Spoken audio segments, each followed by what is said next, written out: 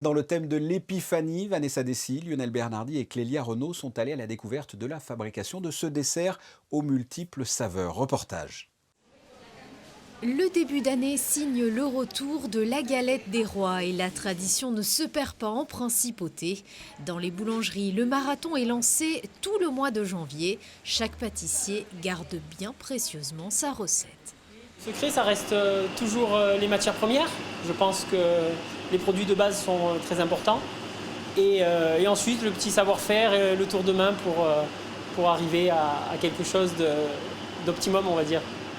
Chacun a sa recette, chacun a ses astuces, ces petits trucs qui font la différence et qui fait que la galette nous ressemble en fait.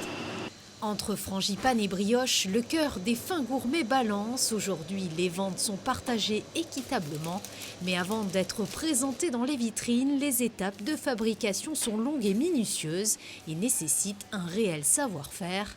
La couronne des rois est composée d'une pâte fermentée type brioche. Le temps de pétri est assez court, environ 15 minutes, alors que la frangipane a besoin d'un peu plus de repos. Pour la feuilletée, c'est un peu différent. Le feuilletage, donc tout le monde connaît. Il y a besoin de beaucoup de repos pour avoir un produit qui reste stable à la cuisson. Ça, c'est très important.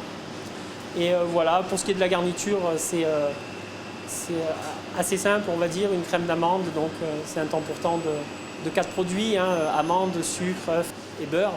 La nouvelle année apporte d'autres saveurs comme la frangipane carrée garnie avec une crème à la noisette parsemée d'éclats de giandouille qui fondent à la cuisson.